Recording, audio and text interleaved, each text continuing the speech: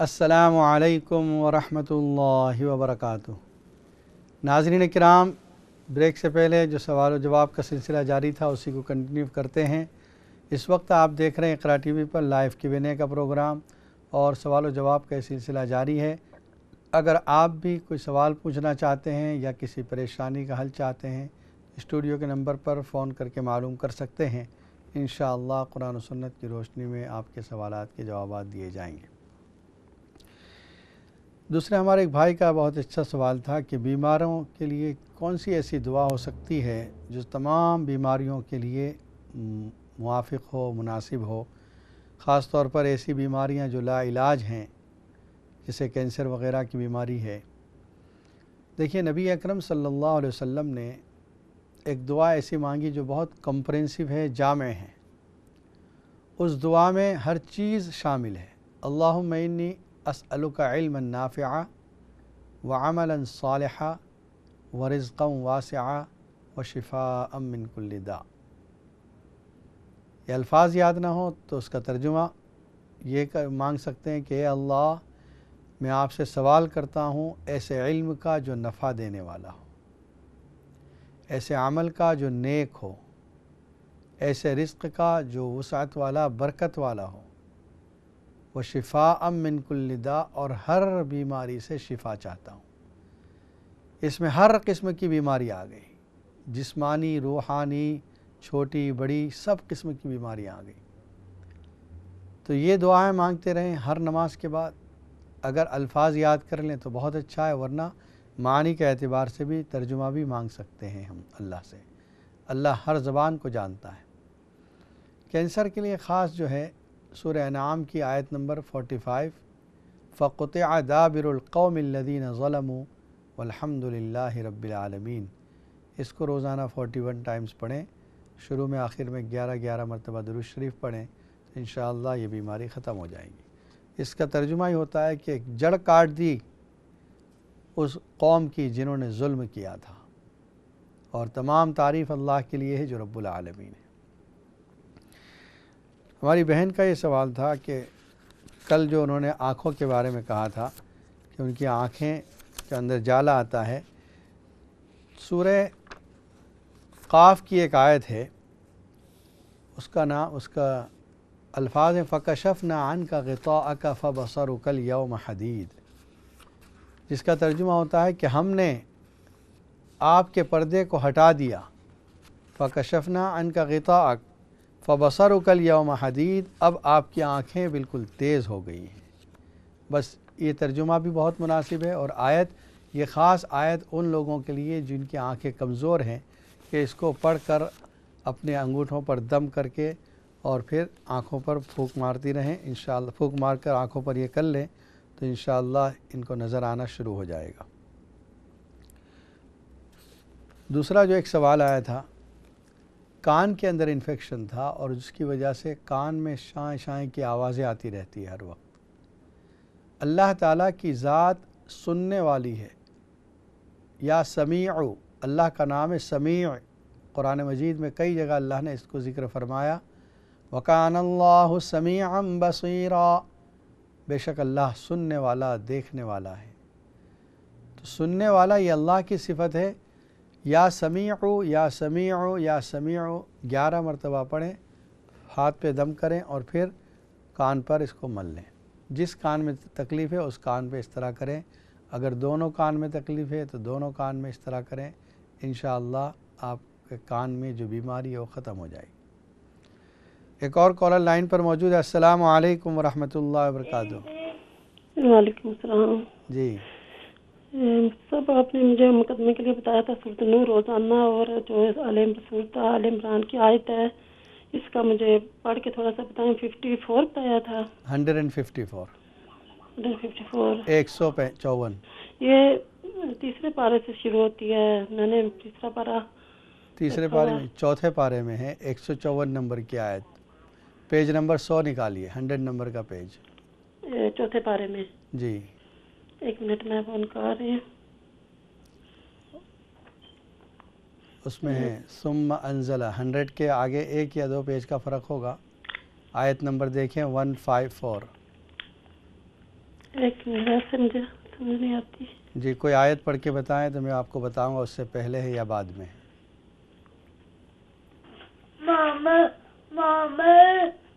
جی کوئی 153.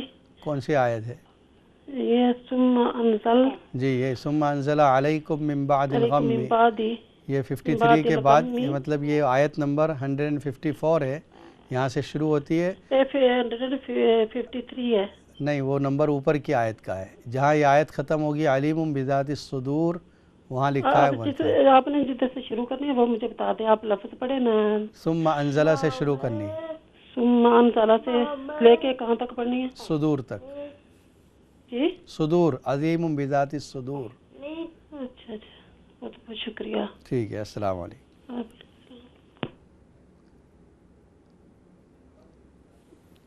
یہ ایک سوال آیا تھا کہ قضاء عمری جو نماز پڑھی جاتی ہے کیا اس میں بھی سجدہ سہو ہے؟ دیکھیے سجدہ سہو کا مطلب ہوتا ہے کوئی غلطی ہو گئی نماز میں جس کی وجہ سے نماز کو مکمل کرنے کے لیے سجدہ سہو ہے. اور حکمت کیا ہے اس کی کہ اللہ تعالیٰ نے امت پر آسانی فرما دی. انسان خطاؤں کا پتلا ہے، انسان بھولتا ہے اور بعض لوگوں کو بھولنے کی بیماری ہو جاتی ہے.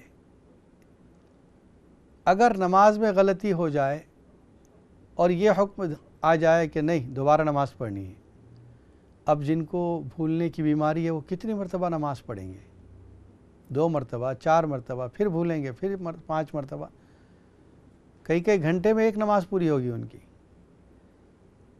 اور ویسے بندہ اللہ کے سامنے حاضر ہوا، اس نے تمام چیزیں اللہ کی بارگاہ میں ادا کی، صرف ایک غلطی ہوئی تو اللہ تعالیٰ نے شفقت اور مغفرت آسانی فرما دی اور کہا بس تو ایکسٹرا 2 سجدے کر لے، تیری یہ غلطی والی نماز بھی قبول ہے. تو اللہ نے امت پر آسانی فرمائی ہے. اب یہ سجدہ سہو جس بھی نماز میں ہوگا اس میں سجدہ سہو کرنا ہے، فرض نماز میں ہو، سنت نماز میں ہو، نفل نماز میں ہو، حتیٰ کہ قضاء عمری کی نمازیں پڑھ رہے ہیں اس میں بھی سجدہ سہو کرنا ہے اگر غلطی ہو جائے تو. نبی اکرم صلی اللہ علیہ وسلم ایک مرتبہ نماز پڑھا رہے تھے، 4 رکعت والی نماز تھی، آپ نے 2 رکعت پڑھائی. جب سلام پھیرا کچھ لوگ تو یہ کہتے ہوئے نکل گئے کہ چلو آج سے نماز کم ہو گئی. ایک صحابی نے عرض کیا یا رسول اللہ صلی اللہ علیہ وسلم اقصرت الصلاۃ ام نسیت یا رسول اللہ، نماز آج سے کم ہو گئی یا یہ کہ آپ بھول گئے؟ نبی اکرم صلی اللہ علیہ وسلم نے کہا کہ کل ذالک لم یکن، کچھ بھی تو نہیں ہوا، نہ میں بھولا اور نہ نماز کم ہوئی. کہا نہیں آپ نے 2 رکعت پڑھائی. نبی اکرم صلی اللہ علیہ وسلم نے دیگر صحابہ کرام سے دوسروں سے تصدیق چاہی کہ یہ جو کہہ رہے ہیں صحیح ہے. انہوں نے کہا جی ہاں یا رسول اللہ آپ نے 2 رکعت پڑھائی. آپ نے پھر نماز مکمل کر دی. تو گویا نبی اکرم صلی اللہ علیہ وسلم سے بھی اس طرح کا سہو ہوا، سجدہ سہو کیا آپ نے.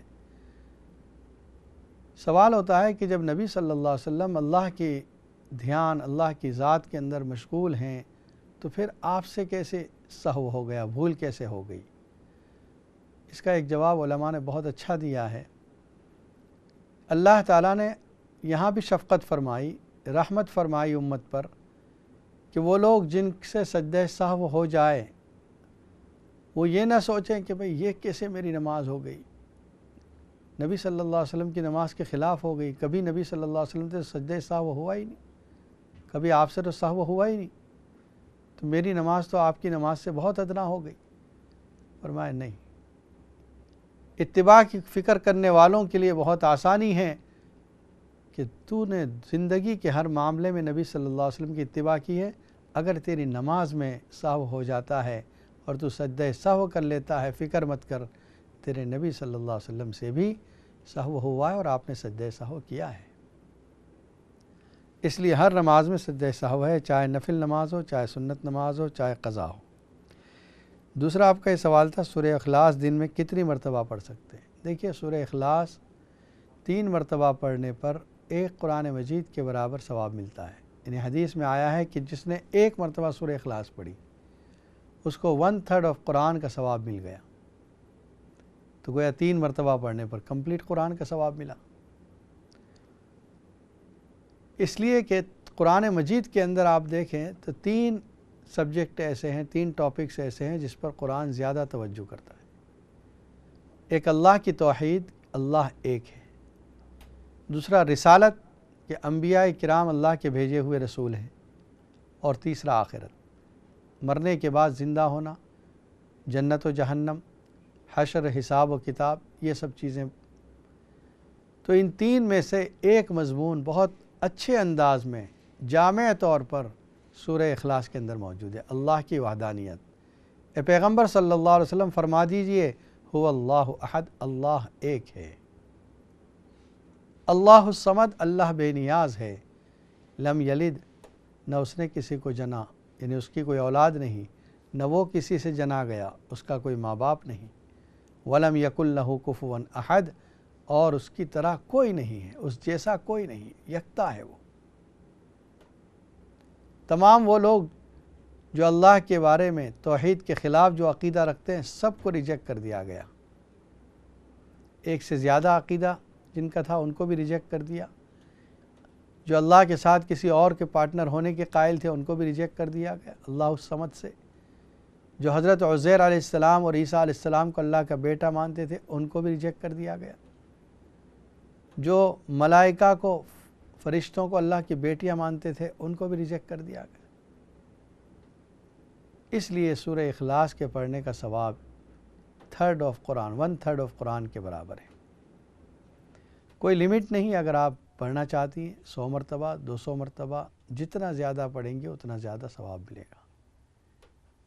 دوسرا آپ کا یہ سوال تھا کہ سورہ الرحمن پڑھنے کی اجازت، تو ٹھیک ہے آپ پڑھ سکتی ہیں۔ الرحمن اور سورہ تغابن یہ بیماروں کے لیے بہت اچھی 2 صورتیں ہیں۔ جو بیمار بستر پر لیٹے ہوئے ہیں، پڑھ نہیں سکتے، وہ سنتے رہیں سورہ الرحمن اور سورہ تغابن کو، انشاءاللہ ان کی بیماری ختم ہو جائے گی۔ اور یہ پوچھا آپ نے کہ جمعے کے دن جو آیت کریمہ لا الہ الا انت سبحانک انی کنت من الظالمین، یہ بھی بے انتہا پڑھ سکتے ہیں۔ ایک تو اس کا ختم ہوتا ہے جب کوئی مصیبت، کوئی آفت ہوتی ہے تو 1,25,000 مرتبہ اس آیت کو پڑھ کے دعا کرتے ہیں۔ یہ وہ آیت ہے جو حضرت یونس علیہ السلام نے مچھلی کے پیٹ میں جو دعا کی تھی، اس میں یہ ہے لا الہ الا انت سبحانک انی کنت من الظالمین۔ اللہ تعالیٰ نے یونس علیہ السلام کو اس تکلیف سے نجات عطا فرمائی۔ ٹھیک اسی طرح جو شخص بھی کسی مصیبت میں ہے، کسی پریشانی میں ہے، اور وہ اس آیت کو زیادہ سے زیادہ پڑھے گا، حق تعالی شانہ اس کی تکلیف کو بھی ختم فرما دیں گے۔ اس کو آیت کریمہ کہا جاتا ہے۔ سورہ انبیاء پارہ نمبر 17 کے اندر حضرت یونس علیہ السلام کے واقعے میں یہ آیت موجود ہے۔ اور بیماری کے لیے خاص طور پر رب انی مسنی الضر وانت ارحم الراحمین، یہ اس آیت سے تھوڑا پہلے جہاں ایوب علیہ السلام کا قصہ ہے وہاں پر یہ آیت ہے۔ ایوب علیہ السلام نے بھی اللہ سے دعا کی تھی اور اللہ نے ایوب علیہ السلام کو شفا عطا فرمائی تھی۔ اس لیے اگر کوئی شخص بیمار ہے اور وہ زیادہ پڑھنا چاہتا ہے تو وہ اس آیت کو پڑھے، رب انی مسنی الضر وانت ارحم الراحمین۔ ناظرین کرام، جو گفتگو چل رہی تھی سورہ اعراف کے بارے میں، آگے آیت میں اللہ تعالیٰ فرماتے ہیں وَمِمَّنْ خَلَقْنَا أُمَّةٌ يَهْدُونَ بِالْحَقِّ وَبِهِ يَعْدِلُونَ۔ ایک کالر لائن پر موجود ہیں۔ السلام علیکم ورحمۃ اللہ وبرکاتہ۔ وعلیکم السلام مفتی صاحب، میں پھر آپ سے وہ جو آپ کو آپ نے بتایا تھا نا، یہ جو جس کا مقدمہ ہو وہی پڑھتا سورۃ نور، کہ اگر اس کی ماں یا کوئی اور پڑھ سکتا ہے؟ وہ خود پڑھے جی، اور اگر گھر میں روزانہ وہ گھر میں پڑھے تو سورہ نوح کی تلاوت کرے۔ پھر وہ تو آپ نے بتایا تھا نا کہ روزانہ پڑھے، اور جو جانے سے پہلے یہ جو صورت آل عمران کی 53 آپ جی وہاں 54 جو وہ ان الذین تولوا سے شروع ہوتی ہے، تولوا منکم۔ دیکھیے جہاں پر آیت ختم ہوتی ہے وہاں نمبر ہوتا ہے، جیسے بسم اللہ الرحمن الرحیم تو اس کے بعد 1 نمبر لکھا ہے، اس کا مطلب بسم اللہ 1، الحمدللہ رب العالمین یہاں 1 ہے، الرحمن الرحیم پر 2 ہے، اس کا مطلب الرحمن الرحیم دوسری آیت ہے۔ मालिक यौम الدین जहाँ दीन है वहाँ 3 नंबर है, इसका मतलब आयत नंबर 3 हाँ, ये है। 133 है, 153 है, वो पहले जो आपने बताया था जी 154 है। लेकिन अगर उसकी माँ पढ़ ले रोजाना। देखिए पढ़ना तो उसी को है जिस पर केस है, ठीक है। अच्छा, तो मुझे सूरत रहमान की भी इजाज़त चाहिए जो 11 दफ़ा रोजाना 11 दिन पढ़नी है। जी पढ़ सकते हैं आप इंशाअल्लाह। जी बहुत जज़ाकल्लाह। मुफ्ती साहब आपने भी दुआ करनी है। इंशाअल्लाह अल्लाह ताला इस केस में तो आपको कामयाबी उसके लिए नसीब मैं पढ़ फरमाए। रही थी रोजाना सूरत नूह, जी जो जी 27 पारे में 29 29 पारे में है जी सूरत नूह। सूरह नूह, जी ठीक है, अल्लाह ताला कामयाबी अता फरमाए। और एक कॉलर लाइन पर मौजूद है। अस्सलाम वालेकुम, आपकी कॉल रो गई। अस्सलाम वालेकुम। वालेकुम सलाम। क्या नाम मुफ्ती साहब, ठीक है? अल्हम्दुलिल्लाह, आप कैसी हैं? बस अल्लाह का शुक्र है। मुफ्ती साहब मैंने आपसे पूछना है, एक सजदा है तिलावत नहीं होता है जी वो, उसके जब वो पढ़ने का वो क्या दूसरे जो सजदा ऐसे तुम्हारा विशाला ऐसे पढ़ते हैं कि दूसरा एक सजदा दूसरा एक दुआ कौन सी कहते हैं? और दूसरा क्वेश्चन ये है कि एक ये ऑयल सा है कि खाने के CBD ऑयल, क्या है? तो इसका नाम है CBD ऑयल और इसमें हेम्प ऑयल। ओके बताओ, एक मिनट बात कर लेंगे। जी जी अस्सलाम वालेकुम। इसके अंदर में हेम्प सीड ऑयल है। आई थिंक यस्टरडे आपने ये सवाल किया था और इसका जवाब दिया जा चुका है। नहीं। मौलाना फजलदार साहब ने इसका जवाब दिया है। ओके जी जी ठीक है। ओके। अस्सलाम वालेकुम वरहमतुल्लाहि वबरकातुहू। और एक कॉलर लाइन पर मौजूद है। अस्सलाम वालेकुम। अस्सलाम वालेकुम। वालेकुम अस्सलाम वरहमतुल्लाह। रहमतुल्लाह बरकातहू।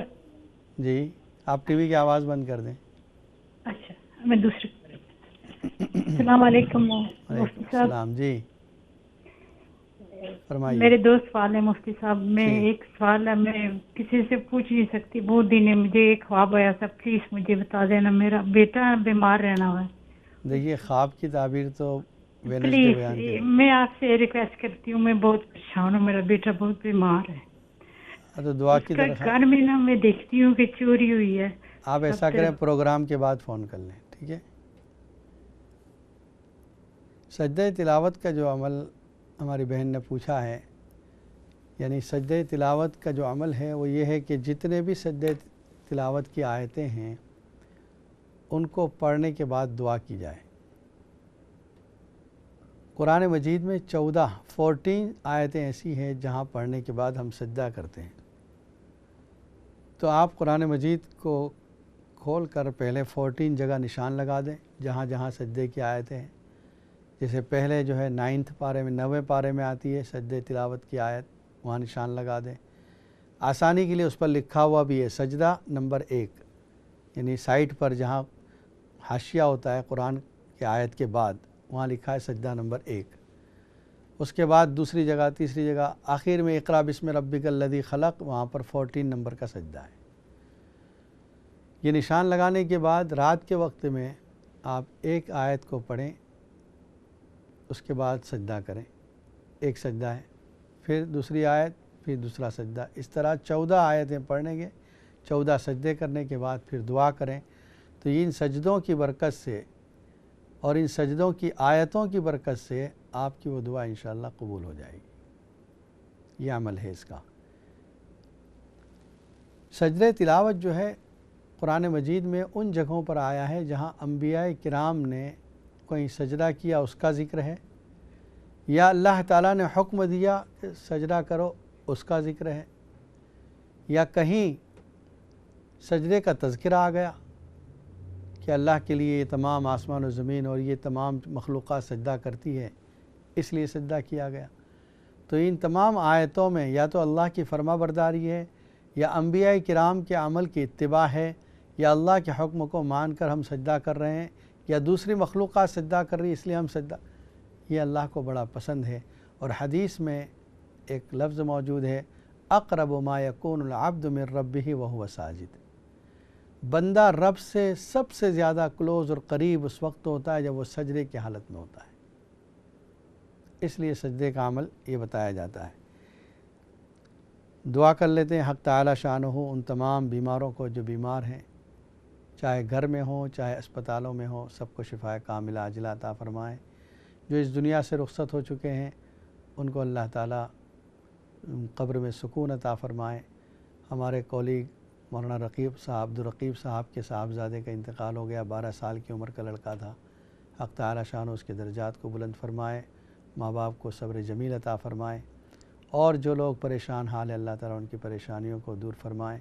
اللہم صلی علی سیدنا محمد وعلی آل سیدنا محمد مبارک وسلم۔ ربنا آتنا فی الدنیا حسنۃ وفی الآخرۃ حسنۃ وقنا عذاب النار۔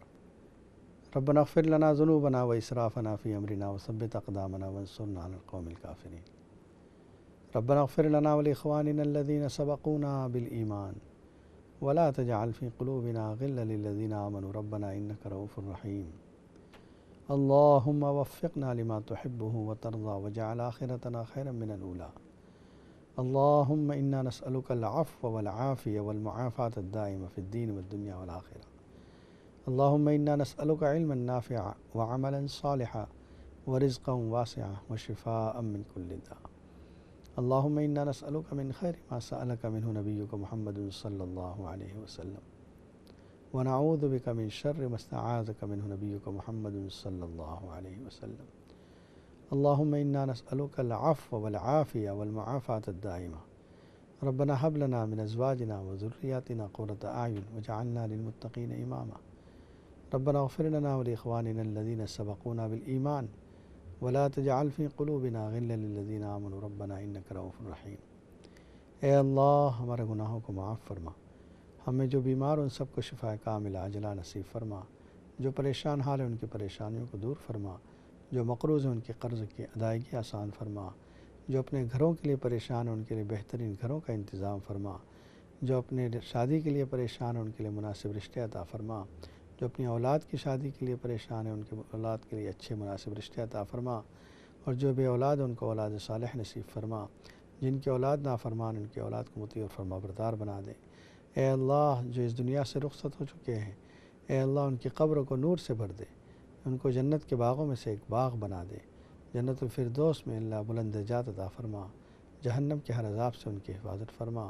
اے اللہ جو پسماندگاں ہیں رشتہ دار ان کو صبر جمیل عطا فرما، نبی اکرم صلی اللہ علیہ وسلم کی سنتوں سے ہمیں محبت نصیب فرما، اور اے اللہ ہمیں زندگی نبی صلی اللہ علیہ وسلم کے طریقوں کے مطابق گزارنے کی توفیق عطا فرما۔ اے اللہ صحابہ کرام کی عظمت و محبت ہمارے دلوں میں جما دے۔ اے اللہ نبی اکرم صلی اللہ علیہ وسلم نے جتنی خیر کی دعائیں مانگی ہمارے حق میں مقدر فرما، جتنے شرور سے پناہ چاہی ہماری اس سے حفاظت فرما، پوری دنیا کے مسلمانوں کی جان و مال عزت و آبرو دکان و مکان کی حفاظت فرما، جو پریشان حال ہیں ان کی پریشانیوں کو ختم فرما۔ اے اللہ اس ملک کے اندر مسلمانوں کی جان و مال عزت و آبرو دکان و مکان کی حفاظت فرما، ہماری مساجد کی مدارس کی خانقاہوں کی تبلیغی مراکز کی حفاظت فرما۔ اے اللہ حکومت کے اس اضطراب کو ختم فرما اور مسلمانوں کے لیے خیر کے فیصلے فرما، اور اے اللہ استحکام عطا فرما۔ نبی اکرم صلی اللہ علیہ وسلم نے جتنی خیر کی دعائیں مانگی ہمارے حق میں مقدر فرما، اور اے اللہ جن لوگوں نے دعاؤں کے لیے کہا ہے یا لکھا ہے یا ہم سے توقع کر رہے ہیں ان کی جائز مقاصد میں کامیابی عطا فرما، ہماری دعاؤں کو محض اپنے فضل و کرم سے اور نبی صلی اللہ علیہ وسلم کے صدقے میں قبول فرما۔ سبحان ربک رب العزت عما یصفون وسلام علی المرسلین والحمد للہ رب العالمین۔ السلام علیکم ورحمۃ اللہ وبرکاتہ۔